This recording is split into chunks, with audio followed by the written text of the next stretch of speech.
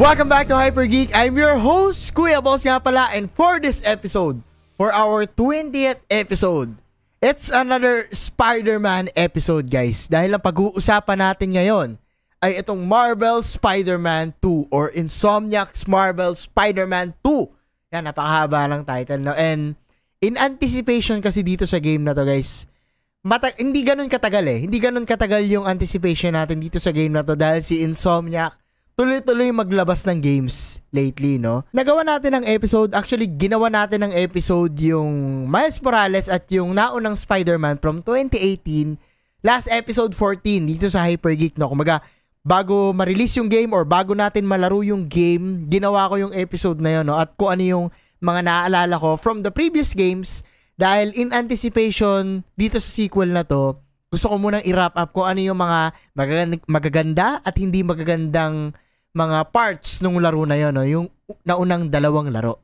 And dito sa sequel na to, sumuporta ako, kumuha ako ng Collector's Edition.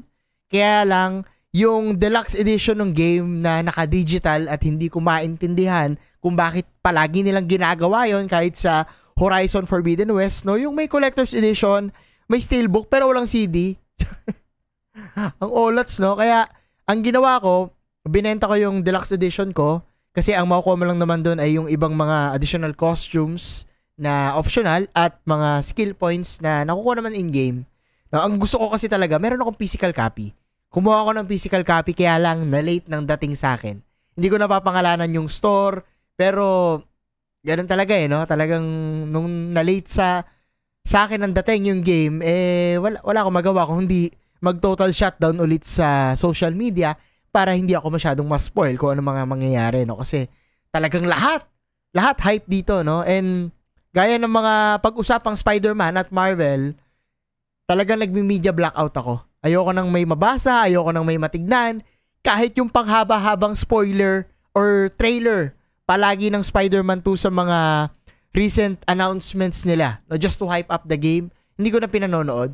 No? Ini-skip ko na lang, no? Binabagsak ko na yung headset ko kasi ayoko na marinig, sold out na ako eh. Bibiling ko na nga agad eh. Nabili ko na nga agad eh. 'Di ba? And nung time na yon, grabe. Ang daming naghanap. Umorder ako sa Data Blitz, ang daming naghanap ng Collector's Edition kasi sobrang solid eh, no? For 12K na Collector's Edition compared say sa Final Fantasy na around 19 to 20,000. Ang solid nung Venom na figure, ang laki niya.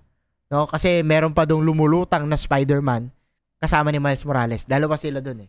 No, I'm sure you have an idea kung ano yung itsura nung Collector's Edition ng game na to, pero isa yun sa super solid na Collector's Edition na nakuha ko. It's actually may top 1. Yeah, it's safe to say na top 1 ko siya. Ang top 2 ko siguro si Leon ng RE2. Ganon kaganda yung detalye nung Collector's Edition ng Marvel Spider-Man 2. Super solid, no? Sobrang ganda. Wala pa tayo sa game, ha? Nandun pa lang tayo sa kung ano yung nasa loob ng Collector's Edition upon ordering the game, in anticipation dun sa game. Diba? Kasi last 2018, kung natatandaan nyo mga tol, sabay ni-release yung Marvel Spider-Man at yung Into the Spider-Verse na movie ng Sony. This year, nangyari siya ulit. This year, nilabas yung Across the Spider-Verse na meron din tayong episode dito sa Hyper Geek. And ngayon, itong Spider-Man 2 na naboto bilang nominee sa The Game Awards. Mamaya, pag-usapan natin yan. Deep dive tayo dun mamaya. Ngayon, actually, di ko alam kung nabanggit ko yung jumpstart, pero yung jumpstart natin dito sa episode na to. And now, we are about to go all out. Pag-usapan na natin mismo yung game, ibig sabihin may mga spoilers na tayo dito. Ibig sabihin may mga mababanggit na ako na baka ma-spoil kayo. So, sana nalaro nyo na yung game kasi hindi siya ganun kahaba, guys. Hindi siya ganun haba when it comes to kung ano yung contents ng game mismo. Maikli lang siya. Especially kung magme-main quest ka lang, no? Napakagaling, no? So, as we go all out, ito yung gusto ko munang banggitin to, yung experience ko dito sa game, naka-headset lang ako all throughout playing this game. No? 70 to 80% ng volume. Medyo todo, di ba? Kung pansinin mo. Gano'n kaganda yung music nung sa Spider-Man na parang nang nandun ka sa New York habang naglalaro ka, ramdam mo lahat ng banat eh. Kung mag-aayo akong paingayin yung TV ko, Gusto ko nandito siya mismo sa ano ko, sa headset ko, sa ano ba tawag dito? Yung earphone na earbuds. Yun, earbuds. So medyo talagang naka-shut off ako sa outside noise kapag naglalaro ako.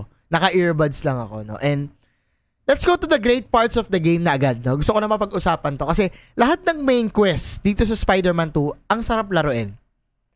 Yung statement na yun, given. Magiging given dito. Lahat, high moments dito sa game na to. Tuloy-tuloy, banatan agad lahat. No, walang down moments. Immerse. Engage ka lahat dito sa main quest ng Spider-Man 2. Super solid. Intro pa lang eh.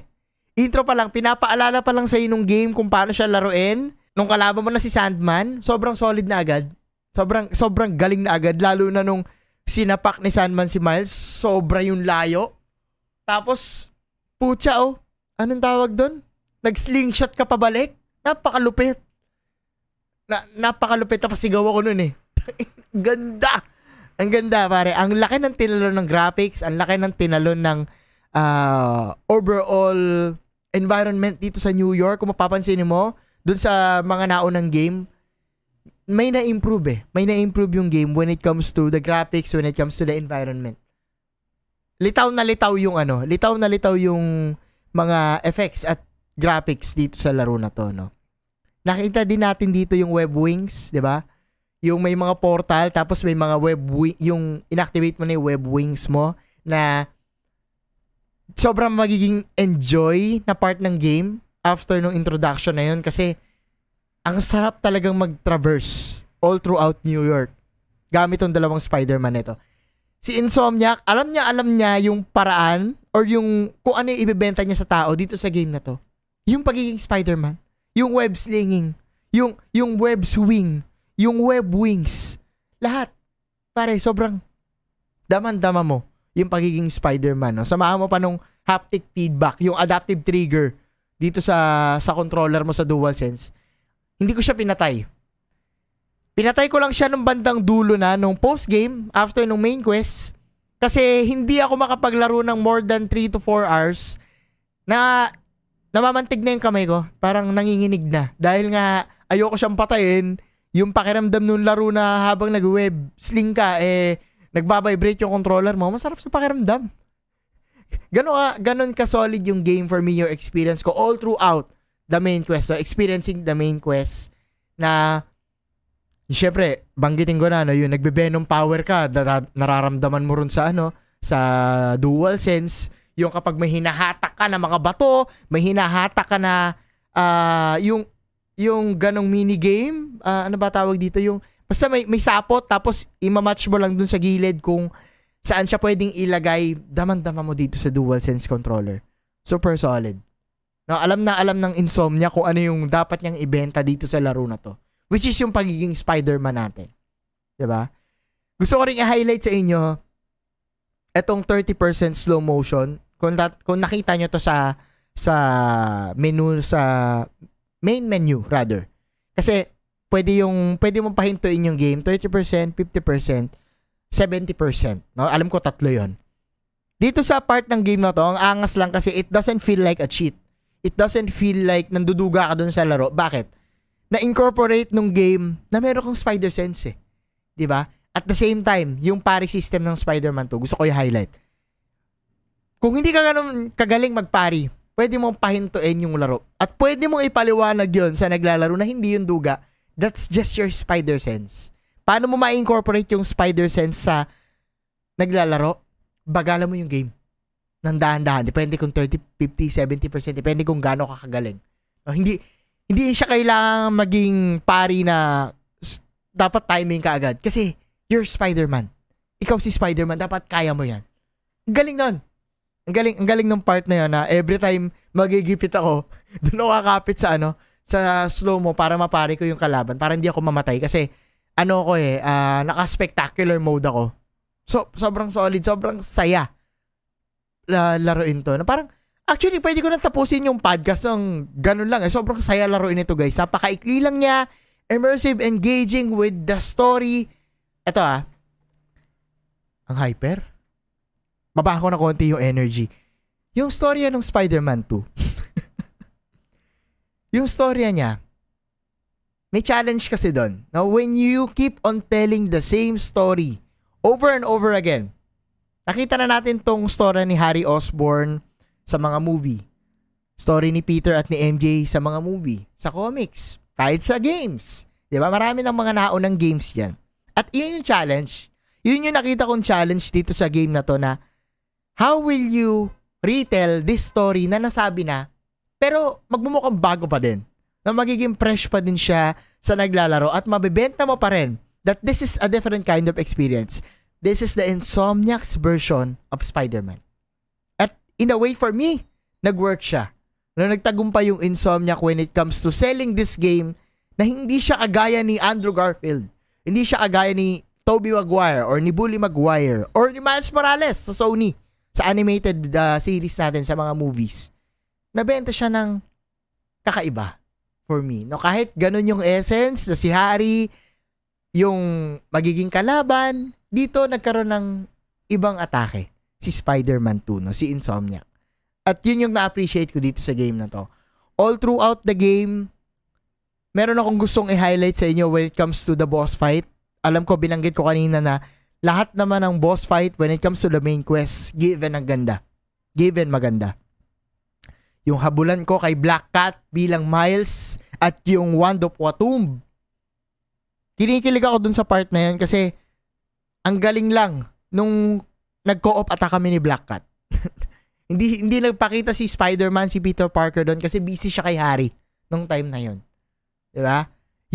Yung habulan with Lizard na nagsisimula ng makurap yung utak ni Peter Parker dahil dun sa symbiote. Dito yun eh. Diba? Dito natin nakita yon. Ang dami lumilipad ng mga debris pero walang pakialam si Peter Parker kasi gusto niya habulin agad si Lizard. Yun. Yung part na yun, sobrang solid nun. Ito yung isa pa sa mga hindi nawala na talagang gusto kong i-highlight dito sa Insomniac. Alam naman natin guys, itong dalawang tong Spider-Man na to, si Miles at si Peter, mga matatalino to eh. Diba? Mga geeks tong tao na to. And pag sinabi kong matalino, mahilig sila sa siyensya. Puta. Mahilig sila sa science. Mahilig sila sa science, no? At nung time na yon, yung minigame ng yung atom, puputo ka ng atom, nung una masaya. Eto na naman ako.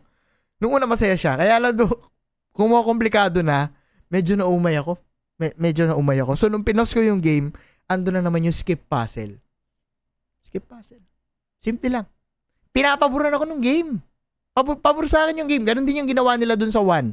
Na hindi nila kailangang ipilit kung ayaw mo yung puzzles na yun. Pwede mong skip. Gusto mo maglaro ng Spider-Man? Spider-Man ka lang. Manapa ka lang kung gusto mo. Ang galing lang. Ang galing lang. Nung una akala ko, given, diba? Given naman na si Harry Osborn yung magiging Venom. Kasi nakita naman natin sa post-credit scene, nakita naman natin yung mga galamay mula kay Norman Osborn, napunta kay Harry, nasa kanya na yung symbiote. Pero, nagkaroon ako ng parang plot twist sa utak ko. Nakakala ko si Kraven yung magiging Venom. Bakit? Will one of you give me what I desire? Yun yung palaging sinasabi ni Kraven. Tapos diba sa trailer, nag-reply si Venom na yes, we can provide. Ganon. Yun naman yung nangyari dito sa game. Pero, yung body belt kasi ni Venom, pang Kraven, napansin nyo? Yun napansin ko, inuulaan ko, sino ba yung magiging Venom? Na hanggang dulo, hindi ko hinayaang ma-spoil yung sarili ko kung sino ba talaga siya. At nagulat ako kasi naglaban si Kraven tsaka si Harry Osborn. Diba, yun yung hinihingi ni Kraven na i-highlight lang natin ng mabilis si Kraven, no? Paano nila gagawing malakas si Kraven? Sa rami ng Spider-Man villain na may mga special powers, andyan si Electro, andyan si Martin Lee, Mr. Negative, si Scorpion. Diba tinusok siya ni Scorpion? Wala nangyari. Sobrang batak nito ni Kraven dito sa game. Na kung iisipin mo, isa lang naman siyang napakagaling na hunter. Wala siyang ganun ka special na power. Hindi gaya nung ibang mga nakuha niya or na-capture niya dito sa game. Pero they were able to tell that story na ang lakas ni Kraven. At naghahanap siya ng paraan para mamatay. Yun yung binigay ni Harry sa kanya. Lalo na dito sa part na to, nung binigyan ni Harry Osborn ng symbiote si MJ, si Mary Jane, at naging Scream si Mary Jane. Hindi ko alam kung naging canon yan. Kasi alam ko hindi naman si MJ ang ang host mismo ni Scream eh. Hindi ko alam kung canon yun sa comics. Pero alam ko hindi, parang never nangyari na naging symbiote si MJ. You can correct me guys sa mga comic readers if you know na talagang si MJ naging Scream. Pero dito sa game, dito nilabas ni MJ yung yung mga hinagpis niya kay Peter Parker. Hindi ka kay Spider-Man kay Peter Parker mismo. Kaka-Spider-Man mo, hindi mo na nababayaran yung renta, pati yung trabaho ko, pati yung pangarap ko, nawawala na sa sa ayos. Nawawala na sa ayos. Ang haba din ng part na yun, no? Naglalaban si Peter Parker tsaka si MJ, tapos may kissing scene sa dulo. Ay, diba? Love story talaga eh. Meron din pala akong gustong i-highlight sa inyo, yung Mysterium, yung unang nakita natin yung Mysterium sa main quest, na nagdi-DJ si Miles Morales. Tangina, sobrang enjoy nung minigame na yon na nagdi-DJ si Miles Morales. Pinakita talaga dito na sobrang incline ni Miles Morales makinig ng music. Gusto ko rin i-highlight sa inyo yung pagdi-DJ ni Miles Morales. Sobrang na-enjoy ko yun. Yung minigame na yun, nung pumasok siya sa loob ng Mysterium, sobrang sarap sa pakiramdam. Tan tan tan tan tan tan. Wala pare, para akong bata habang naglalaro netong Spider-Man na to. At lalo na nung bumalik si Peter Parker dun sa sarili niyang bahay. May mga callbacks talaga eh. Kung mapapansin nyo, may mga Easter egg dun sa kwarto niya about kay Crusher Hogan, dun sa final scene sa Far From Home, kung saan kalaban niya si Mysterio. Nandun yung tower na yon. Pansinin niyo mabuti. Dun sa isang picture na yon. Yung mga Easter egg lang na napansin ko dun sa kwarto ni Peter Parker. Among other things, no? Punta na tayo dito sa top 3 na favorite part ko dito sa game na to, no? Hindi ko muna ipapaliwanag sa inyo, siguro latter part na lang. Pero ito yung isa sa mga nagustuhan ko, yung carnival scene with Peter, MJ, and Harry. Galing nun, ang galing nun. Na-highlight doon yung pagkakaibigan nilang tatlo, even before pa. Kung ano yung mga dialogue nila doon, napaka-meaningful for me.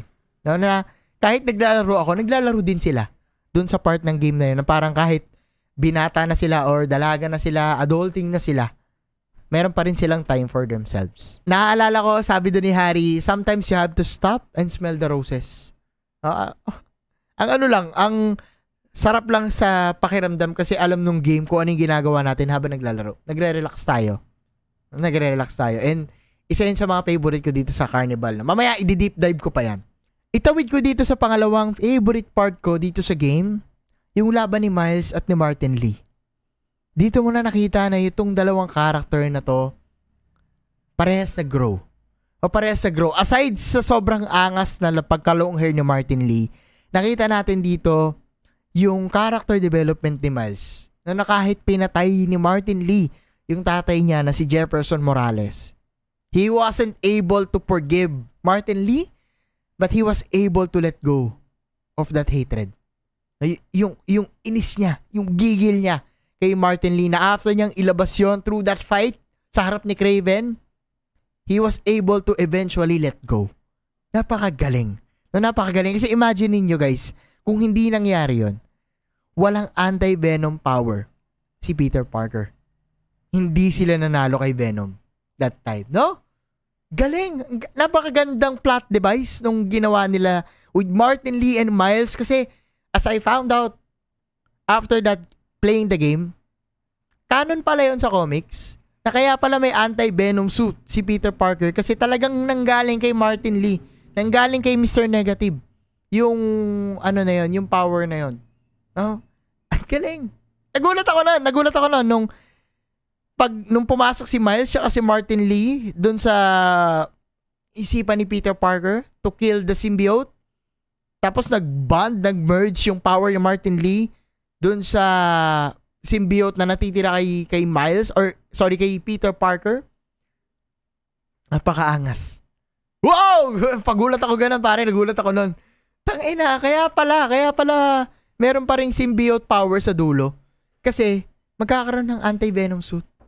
Hindi ko yun nakita at sobrang lupit nun. Dahil yun dito. Dahil napatawad ni Miles si Martin Lee. At dahil nagbago na si Martin Lee, may redemption yung character. pinarealize din sa akin nung game na alam nyo, kung nagsabay pinakilala sa atin si Peter Parker at si Miles Morales, si Miles Morales yung Spider-Man ko. He could have been easily my Spider-Man. Bakit? Aside sa mga powers niya, na may bioelectricity, na may kidlat, na nag-invisible, pare, yung personality ni Miles sobrang nagre-resonate sa akin. Gustong gusto ko yung personality ni Miles.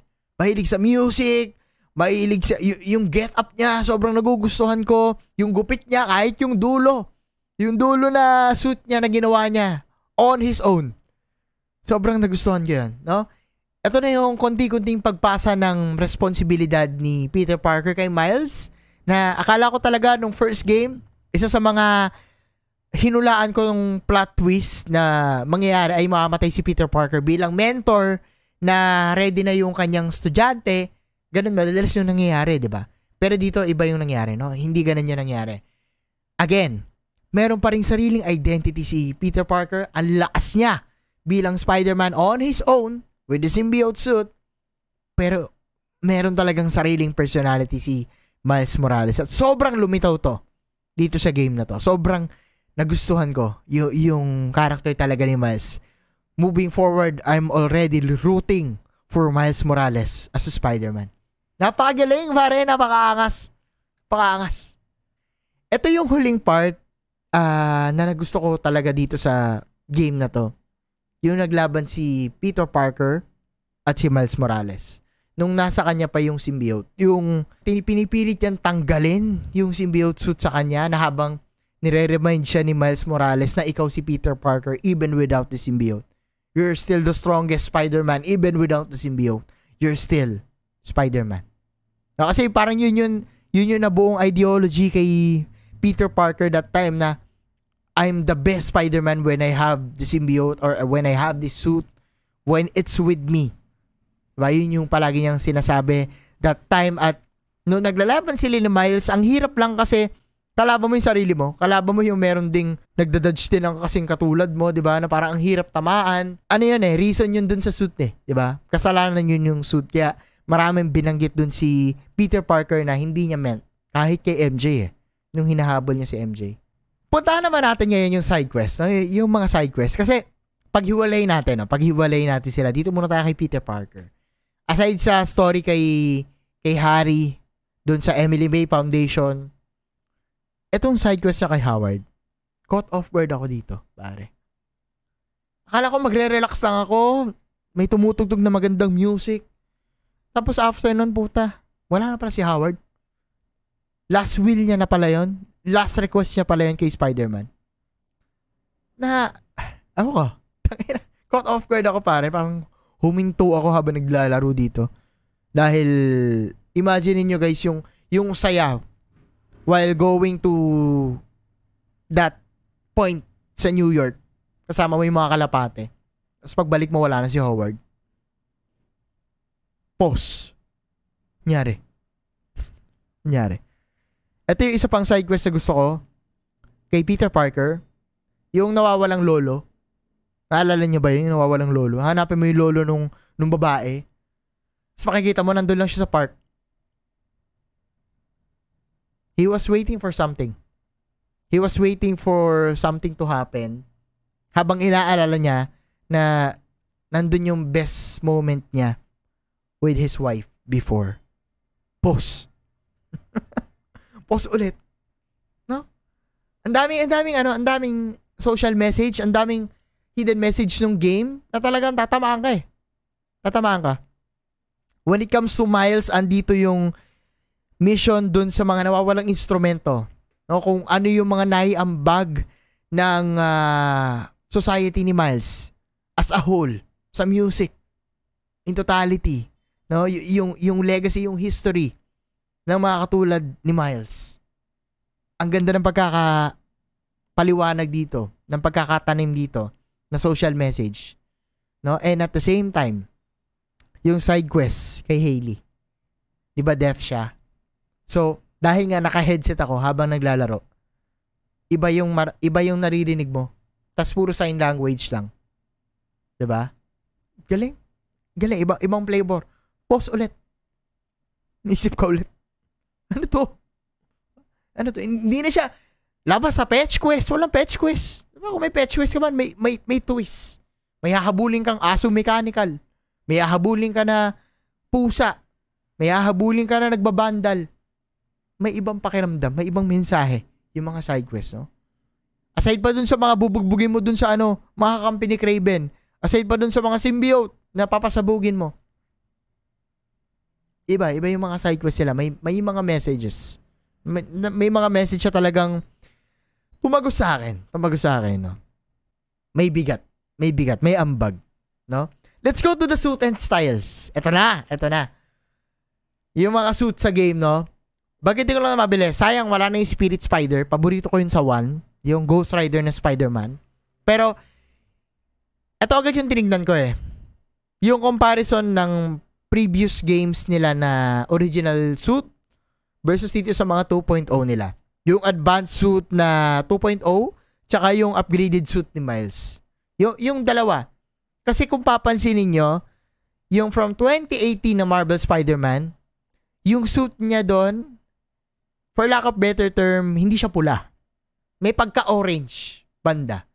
No? Pero hindi ko yun nahalata kasi may sarili talagang identity yung na yun eh. Yung 2018 na yun.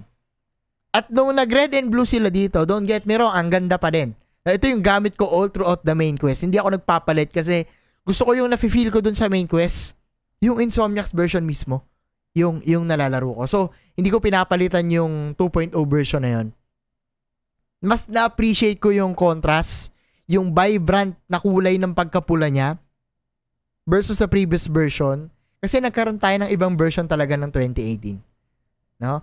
Mas prefer ko yung 2018 pero dito talaga makikita mo yung in-improve na suit ni Peter Parker. No?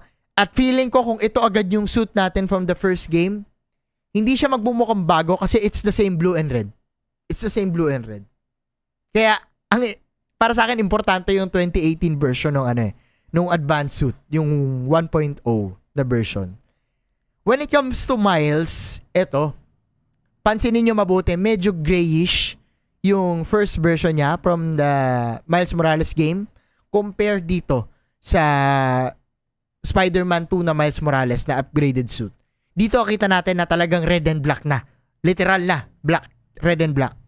Pero again, may sariling flavor, may sariling identity yung mga nauna nilang costume talaga. Kasi hindi natin makikita yung kaibahan, yung contrast ng kulay dito sa Spider-Man 2 kung hindi natin na-experience yung dalawang signature suit nila from their previous games. Ang galing lang. Bakit ko to kinumpara? Kasi kinumpara ko din yung laruan, yung Hot Toys sa palabas. Magkaiba talaga guys. Magkaiba. Kailangan ko Kailangan ko ikumpara kasi hindi ko alam kung kukuha ba ako nitong dalawang bagong laruan na to. Papalitan ko yung nauna. And on my case, hindi kailangan. Mas prepare ko yung sa display ko, yung naunang versions nila which is yung upgraded suit na nauna at yung advanced suit 1.0 ni Spider-Man. Eto na. Eto yung nag-iisang kulang dun sa previous game. Dun sa 2018. Hindi dun sa remastered ha. The Amazing Spider-Man 2 suit. Andrew Garfield. Pare. Give me reason to believe you will do the same for me. And I will do it for you. Wala na pare. Wala na. Bentahin na talaga. Andrew Garfield, the best boy. Best Spider-Man for me. At kung nilagay nila dito yon, grabe, wala na. Yun lang yung inaantay ko. Yun lang inaantay ko. I-acknowledge nyo yung Spider-Man 2, yung Amazing Spider-Man 2. At nilagay na nila dito sa game na to. Sarap. Fan service talaga to the highest level for me na ilagay nila yung suit ni Andrew Garfield. Kasi dun sa 1, hinabol nila yung Amazing Spider-Man 1. Okay naman yun. Good sa banyo. Maganda din yun. Kaya lang, dilaw kasi yung mata nun eh. Parang medyo na-awkwardan ako dito. Kaya, dito sa The Amazing Spider-Man 2 suit. Ay, nako, talaga. Super solid. Salamat, Insomnia. Kasi lumabas din to sa No Way Home. Ito yung ginamit niya sa No Way Home. Woo! All the hype. Fan service. Spider-Man, number 1. Tasam suit, pare. Tasam 2 suit. Super solid. Hindi lang yun, ha? Hindi lang yun. Given naman na ang ganda nung anti-venom suit ni Peter Parker sa dulo. Yung sariling version ng Insomniac, ang ganda rin. Ang ganda rin na nilagay nila dito yung symbiote suit from the comics, na yung comics version. Yung dating version na medyo, ano ba yun, may pagka-violet at dark blue. Yun. Galing na kasi nilagay nila dito yun.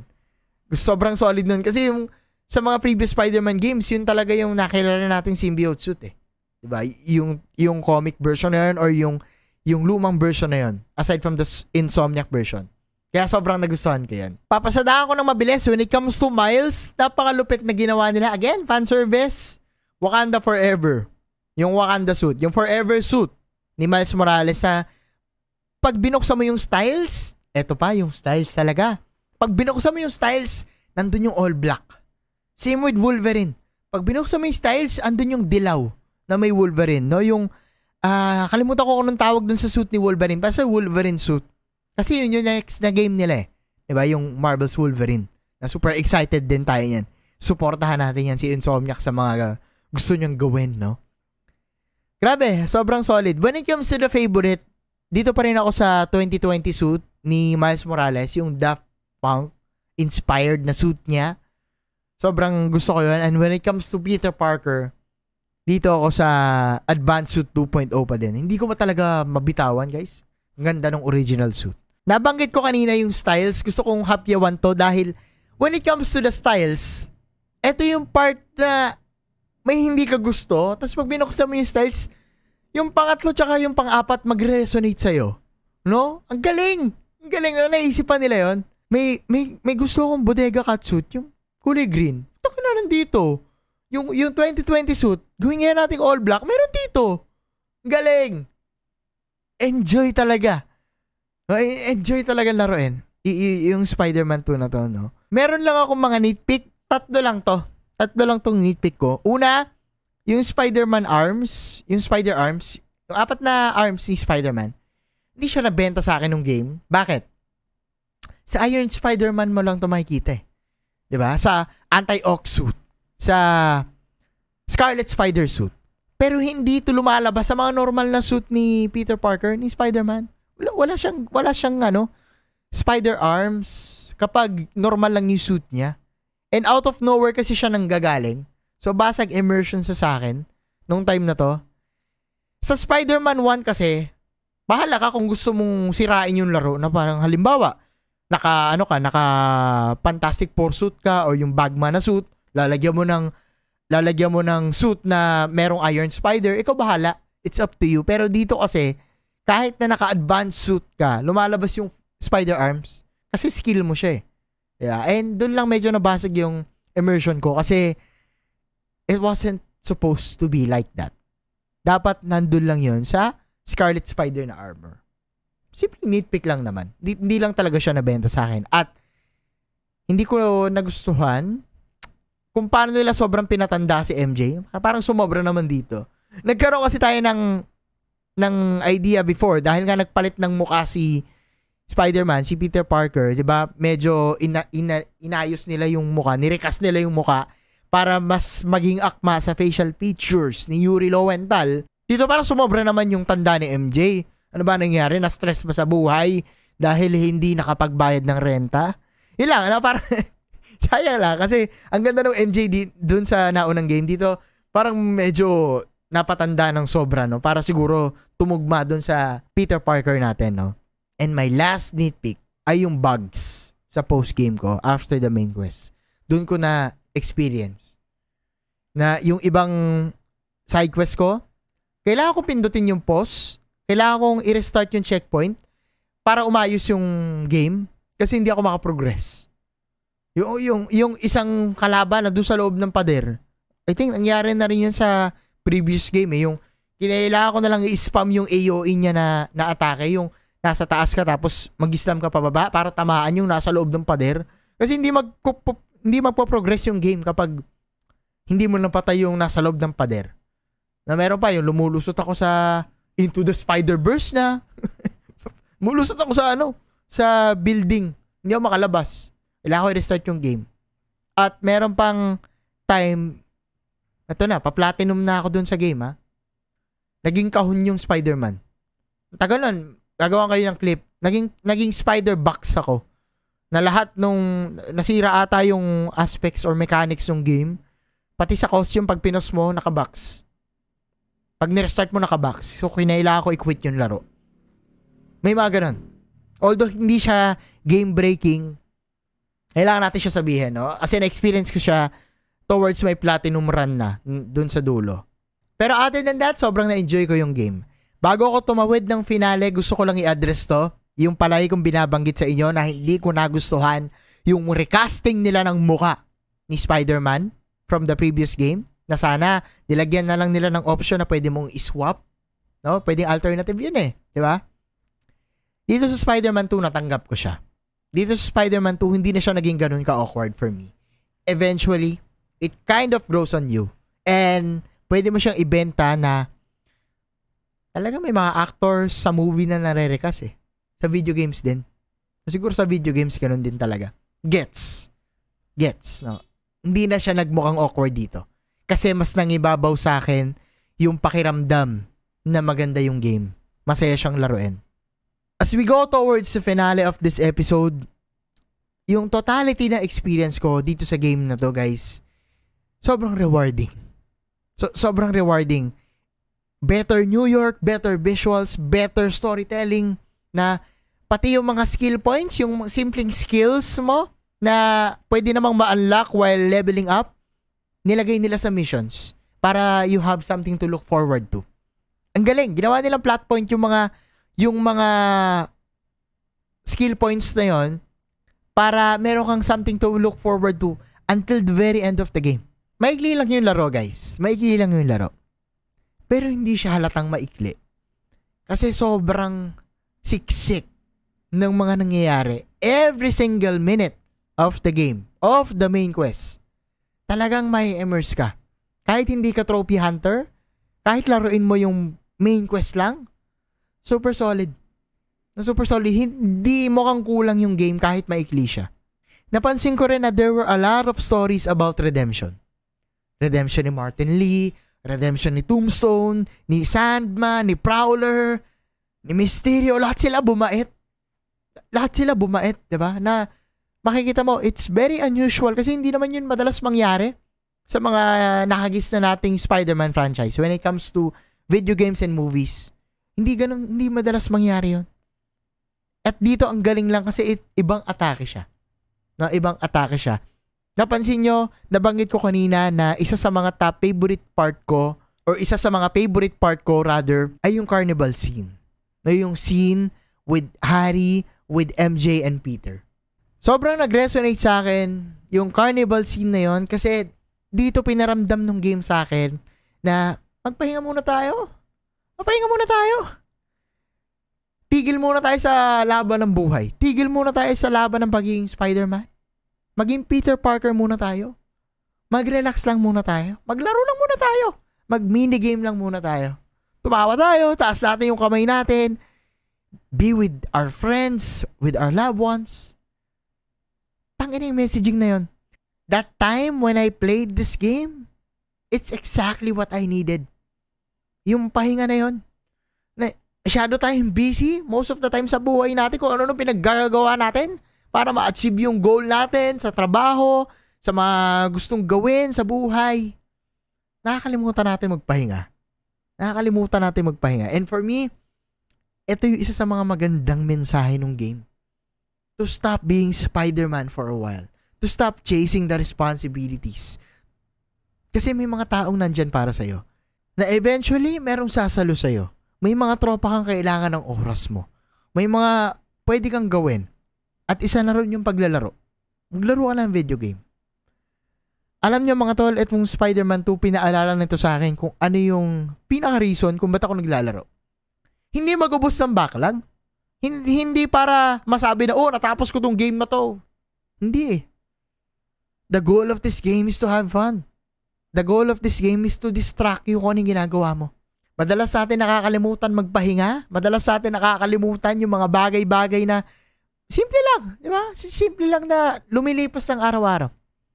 Pero dito mararamdaman mo na yung mga ganung bagay, pwede ka pa rin pala mag-enjoy. Pwede mo pa rin palang i-enjoy yung day off mo, yung gabi mo, nang wala ka masyadong iniisip.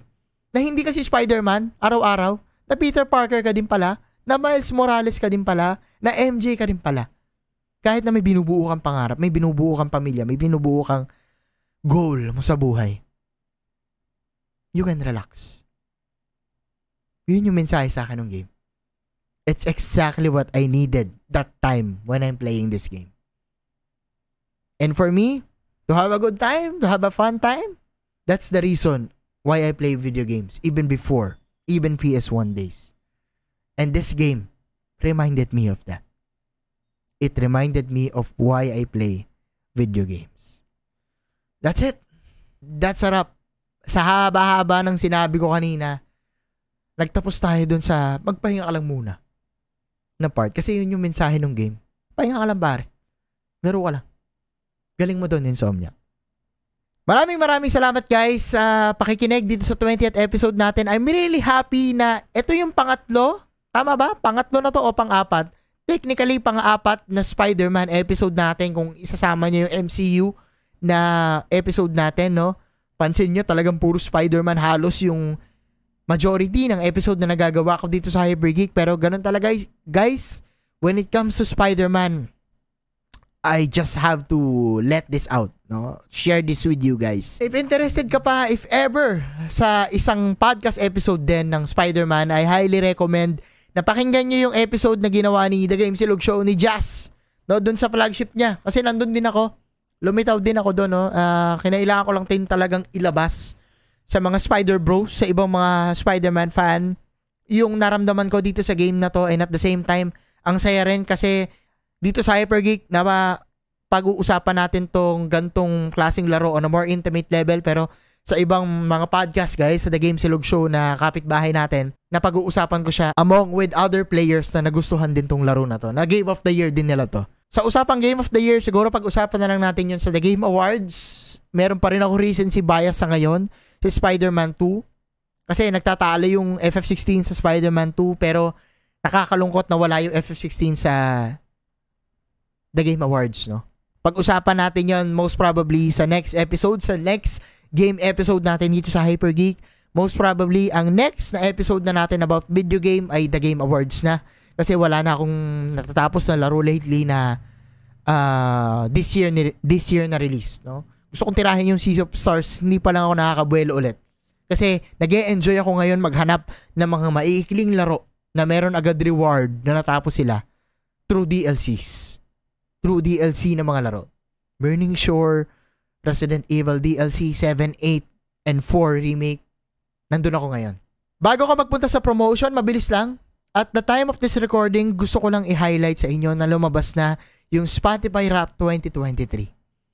At nakakagulat mga tol. Nakakagulat kasi mayroong 21 na tao na top 1 nila yung Hypergeek Podcast as a podcast channel. Hindi ko siya matanggap guys. Bot ba to? Pamilya ko ba to? Nakikinig? Hindi daw eh. Honestly, sa ngayon, denial pa rin ako with the stats and all. Hindi ko alam na may nakikinig.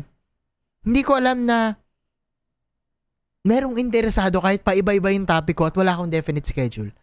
Maraming salamat guys dun sa top 21 na yun. At hindi lang yun, no? Dun sa mga tao na, eto, based sa stats, top 10, 74 fans, top 5, 59 fans. Tangina, hindi ko pa kayo kilala guys. I would really love to meet you. Sana makapasok kayo ng Zero City, makapasok kayo sa community, sa Zero City Underground. Gusto ko kayo makilala para mapag-usapan natin itong mga gantong klaseng topic kung talagang interested kayo. Maraming salamat sa suporta nyo guys. Hanggang ngayon, in denial ako. In denial ako sa stats na nakikita ko. Hindi ako makapaniwala pa din na meron nakikinig dito sa podcast na to. At wala akong ibang masasabi sa inyo ngayon kundi tangina, salamat talaga. Maraming salamat. Mas gagalingan pa natin moving forward. Mas marami pa tayong episode na ire-release. Magpa-practice ako para hindi masyadong sumakit agad yung panga ko habang gumagawa ng mga episode ng mga gantong tuloy-tuloy na rat-rat, no? Maraming salamat guys. Pinapakita nyo yung supporta nyo sa Hypergeek. As I close this episode, you may support this show by following and sharing your thoughts as well dito sa episode na to. And if you want to support Hypergeek further, you may support us at patreon.com/hypergeek with Kuya Balls. Yan, yung link nandito sa description natin. And you can support for as low as $1. No? Yung pinaka-bentahe ng Patreon na to na gusto ko ibida sa inyo ay yung series Zero City Underground Pass. Ito yung exclusive supporters community chat natin kung saan napag-uusapan natin agad on a more intimate level ito mga ganitong klaseng topic such as Spider-Man 2, Reply 1988, yung ending ng Attack on Titan na kaka-release lang natin nung previous episode. Yan. So yun yung sana mapasok ko kayo doon para eventually makilala ko din kayo na mga nakikinig dito sa Hypergeek. Maraming salamat guys, and I hope I can see you sa Underground City. And if hindi pa kayo makapasok sa Underground, meron din tayong Zero City. No, ito naman yung syudad na free for all. Pwede yung pumasok dito, yung link sa Discord and sa Facebook group, nandito rin sa social links natin sa description. No? Shoutout sa naka-all-out support na si Sans at kay Maku. Yan, bagong subscriber natin sa Patreon at under Hypergeeks Assemble. Maraming salamat kay Mike Rubio, kay RD Casimiro, at syempre kay bagong Hypergeek Assemble na si Jeff. Pare, maraming salamat sa pagsuporta sa Hypergeek guys. No? Again, kayo yung bumubuhay ng show. At maraming salamat.